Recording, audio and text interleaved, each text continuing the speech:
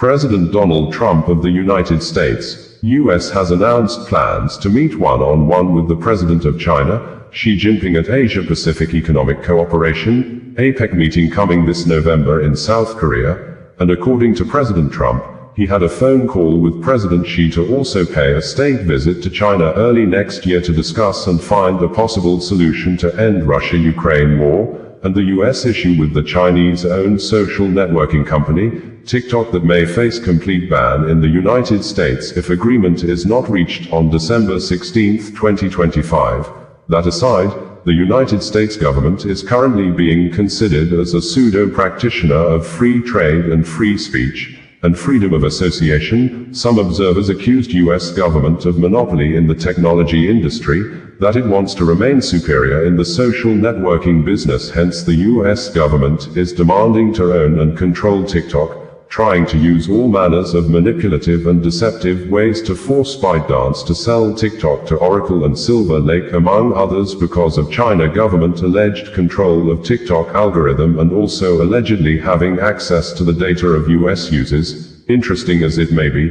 in the aspect of trying to apparently abuse freedom of association, United States government under President Donald Trump has revoked and denied visa to Palestinian President Mahmoud Abbas and 80 other Palestinian authorities in order for them probably not being able to attend the United Nations General Assembly meeting to speak out their minds against Israel war in Gaza and other Palestinian territory. But other world leaders on Friday, in a vote of 145 against 5, permitted the Palestinian President Mahmoud Abbas to address the World Assembly via video call next week. China, as one of the biggest economies in the world, has been on loggerhead with its major trade rival, the United States, since 2018 during the first tenure of President Donald Trump, and its loggerhead with US has probably made China to maintain a strategic, pro-Russian position on the war in Ukraine, publicly claiming neutrality while allegedly providing essential economic and diplomatic support to Moscow. Reports indicated that Chinese officials privately admit that a Russian defeat would not serve Beijing's interests, which center on its geopolitical rivalry with the United States. Also, China's state-controlled media, Xinhua News Agency, People's Daily, China Central Television, which include China Global Television, China National Radio CNR and China Radio International CRI, some of them always using the prominent social networking platform in China, the Weibo social media, are frequently and apparently always amplifying Russian talking points, such as blaming and accusing the North Atlantic Treaty Organization, NATO, of expansion. It may be true that there are certain things people do to others, they may not take the same from anyone. This assertion appeared to have come into play in the current administration of Nigeria President Bola Ahmed Tinubu, who in the era of President Goodluck Ebele Jonathan apparently used spin logic to always make false statements, incite the public against the government, destroy the reputation and personality of the then President Goodluck Ebele Jonathan. As you may know, spin logic in communication is a public relations campaign strategy that uses deliberate biased or misleading interpretations of events and information to influence public perception. In one of the viral videos between 2012 and 2014 in the history of politics in Nigeria, President Bola Ahmed Tinubu, who was then a chieftain of the defunct Action Congress of Nigeria, ACN, and later All Progressives Congress, APC, allegedly told a gathering of thousands of people that the then President Goodluck Ebele Jonathan said Nigeria citizens should face death or starve to death, directly or indirectly saying that the then President Jonathan did not care about the well-being of his people. Till date, Tinubu has not shown any evidence to back up his claim that the people are hungry. President Jonathan said they should face death, and in some occasions, Tinubu called on the police not to attack protesters. Specifically, on November 29, 2013, Tinubu tweeted via Twitter, now X social media platform, that police do not attack protesters, your children are involved, your lives are involved, your children's future lie here, and urged millions of Nigerians to protest peacefully against the Jonathan-led government. And in one of the protests, Occupy Niger, allegedly sponsored by Bola Ahmed Tinubu, according to Reno Omokri, who was then a media spokesperson to Jonathan, The then President Jonathan's photo was placed on a coffin as a dead man, and the coffin was labeled RIP, meaning rest in peace. Also, in February 2011, as reported by Nigeria media, Tinubu described the then President Goodluck Jonathan as a drunkard sinking fisherman, a word that appears to falsely describe the then President Jonathan as a man that always take too much of alcohol to the extent of losing control of his behavior. But, under the same Tinubu, who is now the President of Nigeria, the State Security Service, SSS, also known as the Department of State Service, DSS, has filed a court case against Facebook and X social media companies over a post published separately on August 25 and 26, 2025 by a well-known human rights activist and anti-government critic, Omiyele Sowore, and his online media, Sahara Reporters, and in the 5-count charges, the DSS accused, as people of Nepal in South Asia country took to the streets in an unprecedented manner to protest an end to corruption and bad leadership in the country during the week after a short-lived ban on social media by the Nepalese government. Nigeria's secret police, known as Department of State Security Services, DSS, appeared to have doubled efforts apparently to avert the unpleasant Nepal situation in the West Africa country, a situation where some politicians in the South Asia country tasted the bitter side of their citizens like never before. The DSS has appeared to be on the neck of X social media management to ensure the deletion of a post tweeted by the founder of Sahara Reporters News Media and a well-known anti-government critic, Omiyele Sowore, that allegedly described the Nigeria President, Bola Ahmed Tinubu, as a criminal, a statement Sowore made in reaction to the words of President Bola Ahmed Tinubu over corruption in Nigeria while the president was on official visit in Brazil. The DSS said Sowore misrepresented the president's statement, and as such, the supporters of the president are not happy over it. Hence, the security service demanded a retracted publication from Omiyele Sowore, but, in a swift reaction, Omiyele declined and accused the DSS of always acting illegally. In a letter written during the week and addressed to the Director General of the Department of State Services, Omiyele said, "I acknowledge receipt of your letter, which you stealthily dumped with a security guard at the office of my attorneys in Abuja, addressed to Abubakar Marshall. I find your horrendous attempt at holding an unwarranted brief for the president not only insidious but fundamentally defective, flawed in principle, and absolutely unlawful. The State Security Service was not created as a security institution. The SSS, now self-styled as the DSS, began as the Department, Special Branch, an office established in 1948 and initially located in the Office of the Inspector General of Police. It was later renamed the National Security Organization, NSO, but on June 5, 1986, the federal military government issued Decree No. 19, dissolving the NSO and unbundling it into 3 entities: the SSS for Domestic Intelligence, the NIA for External Intelligence and Counterintelligence, and the DIA for Military-Related Intelligence. While the NIA and DIA largely kept faith with their mandates, the SSS under successive Director Generals has consistently acted bullishly, illegally, and unlawfully, serving as a ready tool of oppression for dictatorial regimes bent on breaking rules and repressing the rights of the Nigerian people. Thus, it is no surprise that you have once again resumed repressive hostility against me. In 1993, Deputy Commissioner of Police, DCP Olumiyiwa Adejobi, has officially announced the appointment of Chief Superintendent of Police, CSP Benjamin Hundeyin, as the new Public Relations Officer of the Nigeria Police Force. After him, the former police force spokesperson was promoted, reassigned and redeployed to Delta State as the Deputy Commissioner of Police in charge of operations, a sensitive position that has generated massive reactions from members of the public, especially those who widely believed that DCP Olumiyiwa used his office as force spokesperson to suppress freedom of speech by arresting and detaining people on grounds of alleged cyber-talking and violence instigation against the Nigeria police force, while many accused him of abandoning the main security challenges affecting Nigeria, and created more time for himself to be reading through comment sections on social media to harass innocent young Nigerians over mere comments.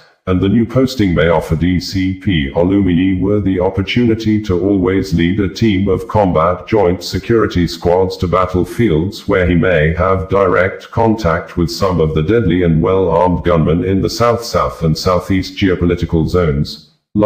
He's expected to lead offensive and defensive operations against militants and armed robbers who have killed several policemen, sometimes in mass numbers in recent years in the oil-rich Delta state where his new job function required him as the police field combat commander of the state to develop combat strategies to address cases of oil bunkering, kidnapping and more strategies to confront and push back Biafra secessionist armed groups widely believed have good positions and camps in Delta State.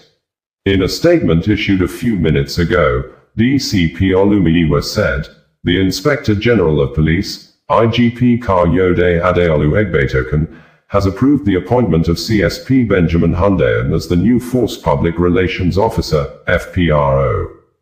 CSP Hundeyin holds a BA, Hons, in English Language from Lagos State University and an MSc in Legal Criminology and Security Psychology from the University of Ibadan. He also obtained a certificate in Civil Military Coordination from the Martin Luther Agwai International Leadership and Peacekeeping Training Center, Jaji, Kaduna State. He is an associate of the Nigerian Institute of Public Relations, NIPR, a member of the International Public Relations Association, IPRA, and an associate of the Chartered Institute of Personnel Management of Nigeria, CIPM. A seasoned communicator, CSP Hundeyin previously served as the Police Public Relations Officer at Zone 2 Command Headquarters, Anikan, Lagos, was part of the Nigerian contingent to the United Nations Peace Dangote Group owned by Africa's richest man. Aliko Dangote has denied ownership of the two trucks involved in separate road accidents on Wednesday at Azala, Four Corner area, close to the Federal Road Safety Corps, FRSC State Command and the University of Nigeria Teaching Hospital, UNTH in Enugu State that claimed 10 lives and injured 10 others currently receiving treatments in the hospital. The company made the denial based on the report made available by the Enugu State Command of the Nigeria Police Force that the two trucks involved in the accidents were owned by Visco Investment Global Limited and Global Investment, but videos made available online by road users and residents who witnessed the scenes of the accidents showed the name of Dangote boldly written and inscribed on the head of one of the trucks involved in the accidents. The police said the first incident occurred around 9 o'clock in the morning, claiming 6 lives, and the other took place at 3 o'clock in the afternoon, killing 4 persons. And our check indicated that the Visco Investment Global Limited is registered by Nigeria Corporate Affairs Commission, CAC, as a general contractor, and the company head office is opposite Dangote Cement Factory at Obajana in Lokoja area of Kogi State. And its statement on Wednesday, Dangote Group may have admitted Visco Investment Global Limited as a partner as it described the contracting company as a third party. The Enugu State Police Command in a press release on Wednesday said the command regrets to inform the public of 2 separate but tragic fatal road accidents that occurred today, the 3rd of September 2025, along the Azala, Four Corner axis of the dual carriage Enugu-Port Harcourt Expressway. The crashes claimed 10 lives and left 10 others hospitalized. The first incident, a multiple vehicle crash, happened at about 9 a.m. on the Enugu inward-bound lane. A Howo truck, inscribed Visco Investment Global and laden with bags of white cement, was en route Abuja from Abia State, when it collided with a Toyota Corolla car that was attempting to overtake another truck on the same route. A Photon bus and a Daihatsu Hijet minibus, both driving one way, were also caught in the collision. Sadly, the truck head and the Toyota Corolla car went up in flames, with 5 occupants of the car burning to death. A passenger in the minibus was equally confirmed dead by the attending medical doctor. Similarly, at about 3 p.m. on the same road, another fatal crash occurred. This time, it involved a Sino truck belonging to Global Investment and a tricycle.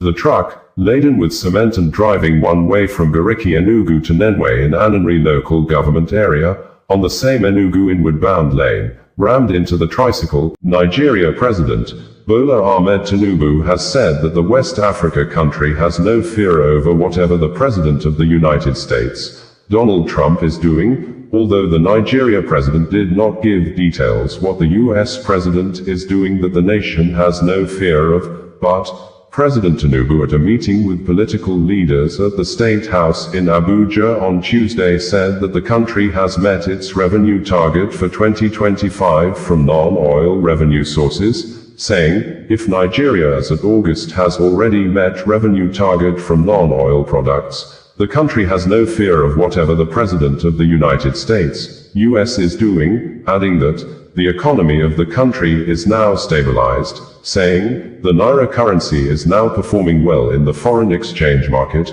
with a claim he met dollar exchange rate at 1,900 Nairas per $1 on May 29, 2023 when he took over as the president of the West Africa country, praising himself that he has worked hard to reduce the foreign exchange rate from 1,900 Nairas to 1,450 Nairas per $1, a claim we fact-checked to be very incorrect. We observed that President Bola Tinubu on May 29, 2023 met foreign exchange rate at 461 Nairas per $1. On the day of his inauguration, President Bola Ahmed Tinubu issued a policy statement directing the Central Bank of Nigeria to ensure a unified exchange rate, a policy statement that made the exchange rate to increase from 461 Nairas to 853 Nairas per $1 at the end of 2023. After the president, Bola Ahmed Tinubu officially pegged and increased the foreign exchange rate from 461 Nairas to 750 Nairas per $1 in his 2024 budget,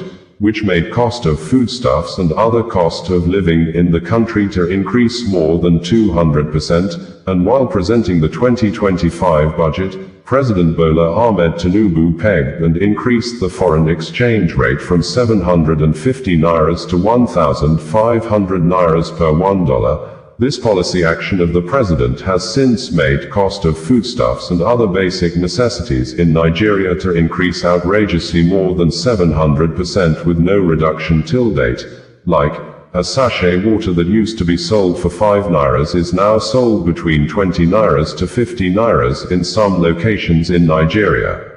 Details of some of President Bola Ahmed Tinubu's statements as presented by the presidential spokesperson, Bayo Onanuga, reads verbatim below. President Bola Ahmed Tinubu said on Tuesday in Abuja that the revenue target for 2025 was achieved in. Well-known human rights activist and a humanitarian, Martins Vincent Otts aka Veridagman, has apparently threatened the media, especially those he referred to as bloggers, not to use his video contents on their page, and if they do, he would report the video to the management of social media platforms like YouTube, Facebook, TikTok, among other online platforms. The video or videos were published and ensured the video or videos are brought down or removed. He stated this on Tuesday noon in a 9-minute video wherein he accused the media, especially those he referred to as bloggers, of not joining hands with him and others to launch massive campaign and awareness when Ruth Otterbour was alive, the sister of the Big Brother Nigeria Season 7 winner, Ijoma Otterbour aka Fina, who allegedly needed more attention and care from Dangote Group of company owned by Africa's richest man, Aliko Dangote, whose truck hit Ruth Otterbour few days after the accident victim. Ruth Otterbour rounded off her examinations as a final-year student of Federal Polytechnic in Auchi, but, according to Veridagman, soon after the death of the accident victim was announced on Sunday, bloggers started publishing the news stories massively. Continuing, Veridagman accused Fina of being a greedy person, saying, Fina wrote a demand list of 1 billion naira to Dangote even when she has not visited her sister in the hospital to know the true picture of her condition. In a swift reaction, a well-known sex educator who uses raw words to pass across her teachings, Iziagbe Ogbede aka Ekia Queen, condemned the act of Veridagman, saying it was the alleged greed of Fina that killed her sister, with Ekia Queen accusing Veridagman of being a liar who is trying to cause more pains to the bereaved Fina even when he knows her sister just died less than 48 hours ago. Earlier before today, when the accident victim, Ruth Otterbohr was still alive, Veridakman published a video, narrating how Fina allegedly betrayed him when Dangote Group invited her for possible settlement after Veridakman and many others in the society took to their social media page to campaign and protest over the Dangote truck accident reportedly leading to immediate amputation of the 2 legs of the female victim, Ruth Otterbohr. Veridakman said, when Fina got the attention of Dangote Group, Fina sent a message to him that the Dangote Group requested that they don't want him, Veridakman, in the discussion. An action Veridakman considered to be that Fina was the one that betrayed him apparently because of money.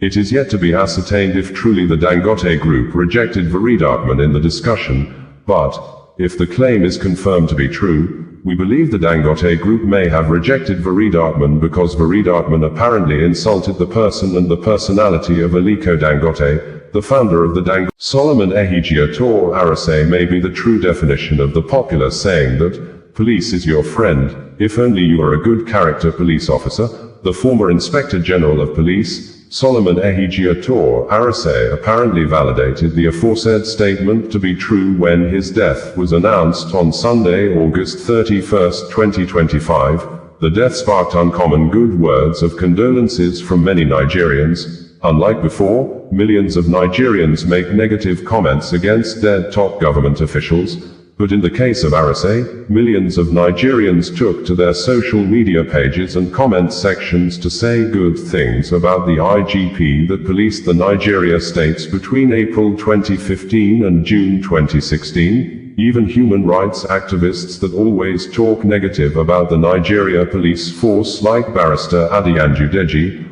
was among the earliest mourners on Sunday to be at the residence of the late IGP to pay a condolence visit with a tribute, saying, "May the soul of former IGP Solomon Arase rest in peace. In my about 20 years of knowing him, he helped us get freedom for many student union leaders and comrades who were unlawfully detained. As IGP and after his retirement, we remained close and continued to seek his help whenever citizens' rights were abused. We also observed that many serving and retired police officers like DCP Olumiyiwa Adejobi had took to their personal social media accounts to tell the world how good Solomon Ehigiator Arase was during and after service. This, a Nigerian citizen by name Oluwaseun Odetayo took to the Nigeria Police Force Facebook comment section and said, "Hope the current IGP and all other AIGPs and DIGPs and all Nigeria Police Force officers are online and reading comments. Hopefully we would get something like this to be written for them too when their own time comes."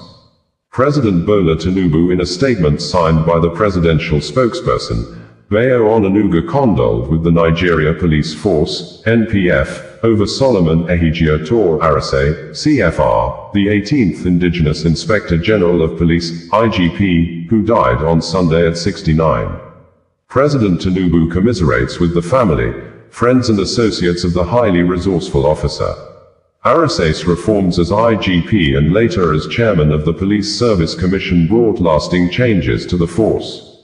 The President acknowledges the dedication of the former IGP to enhancing security in the country, through initiatives such as the Intelligence Response Team, the Complaint Response Unit, and safer highway patrols. Reflecting on Arase's laudable service to the country, President Tinubu remarks, Arase served the police force meritoriously from 1981. Management of Dangote Group says they are saddened over the death of Ruth Otterbohr, the sister of Big Brother Niger Season 7 winner, Ijeoma Otterbohr aka Fina, saying, they had concluded all arrangements and made all necessary efforts to fly the accident victim abroad for the continuation of her medical treatment, but the company was waiting for her doctors to certify her fit for air travel. The company owned by Aliko Dangote, the Africa's richest man according to Forbes, made the statement in a press release issued few minutes ago after the death of the new graduate from Federal Polytechnic in Auchi was announced by her family through their lawyer,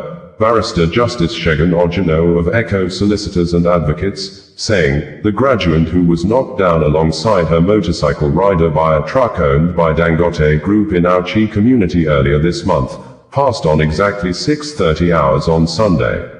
According to Dangote Group, we are deeply saddened by the passing of Ruth Otterbohr, who was injured in the recent road incident involving one of our trucks in Auchi, Edo State.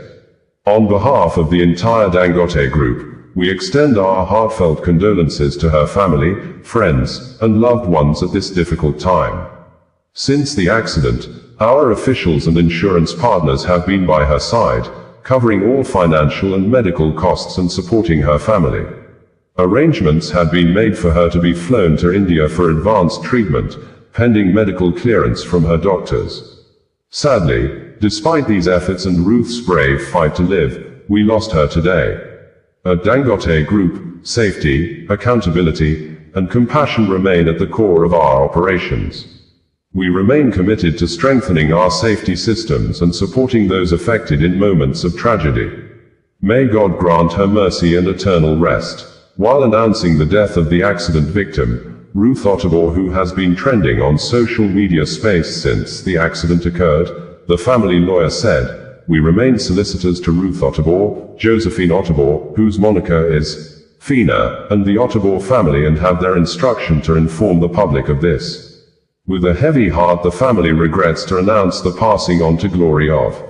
their daughter, sister, mother on this 31 day of August, 2025 at about 6:30 hours. The family is presently grieving and will appreciate to be given a private moment to mourn the departed. The funeral arrangement will be communicated to the public in due course." Ruth's death comes just weeks after a tragic accident on August 13, 2025, near Auchi Polytechnic in Edo State, where she was struck by a truck owned by the Dangote Group. It was gathered that the accident occurred barely 6 days after Ruth celebrated of her becoming a graduate from Auchi Polytechnic. Men of the Nigeria police force in Anambra State have arrested a soldier with the Nigerian Army,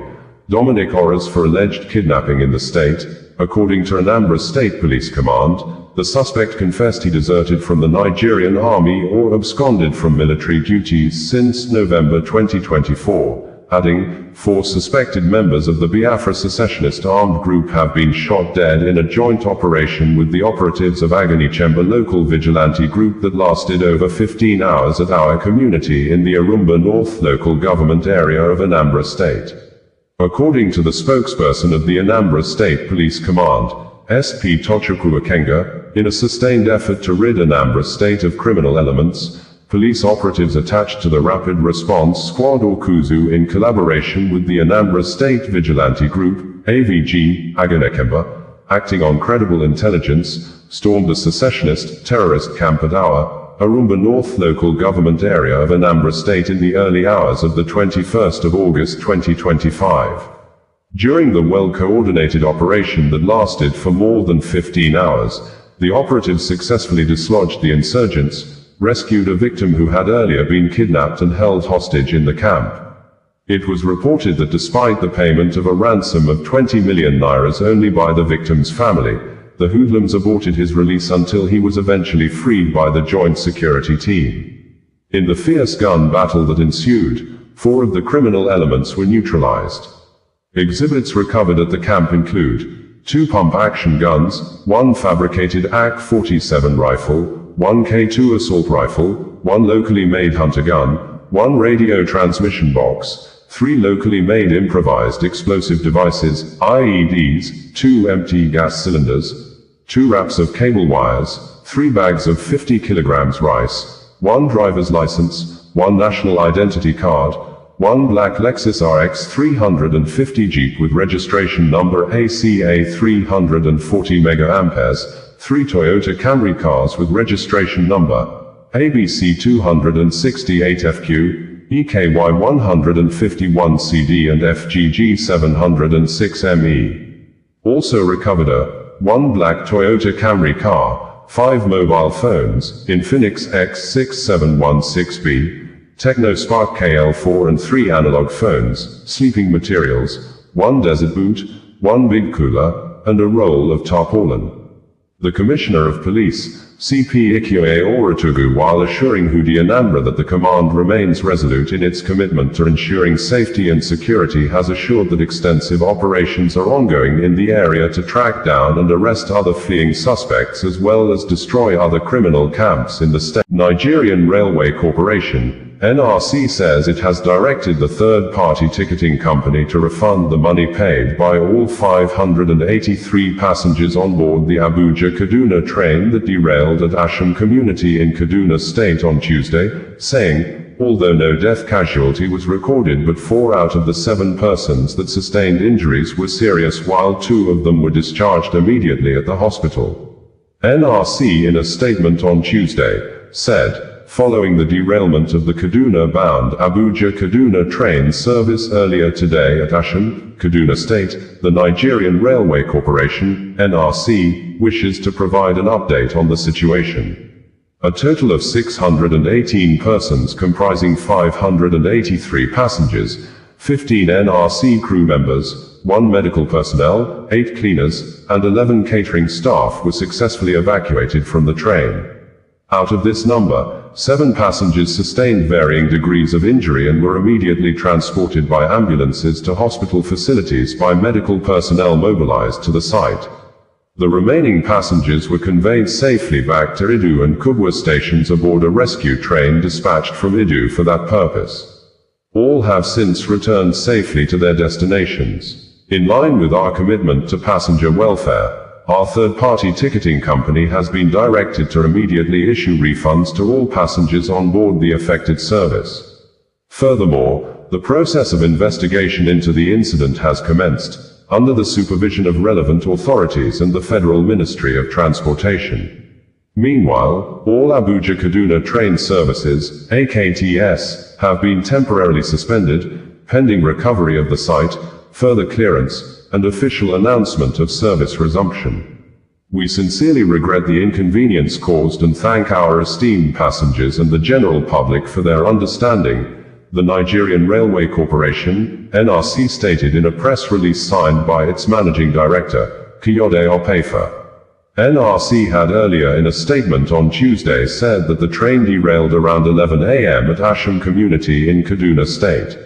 Videos made available online by victims of the train accident indicated that some of the train coaches overturned as passengers and crew members on board stood at the hilling part of the bush waiting for rescue.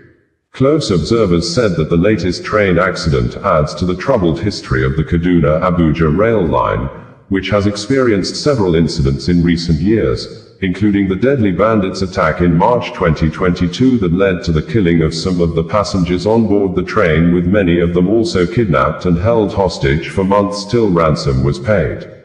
The latest derailment comes just a week after the Nigerian Railway Corporation, apparently angered by the continuous mass killings in Imo State. The Commissioner of Police, Aboki Danjuma, has personally led a squad of joint security team to forests in a Kigwe area of the state, in search of the leaders and members of the Biafra Liberation Army that comprises of Black Marine, often operating between Nigeria and Cameroon borders, Biafra resistance fighters always operating within the southeast states, especially coordinating attacks against Nigeria security infrastructures within the connecting forests between Akigwe in Imo,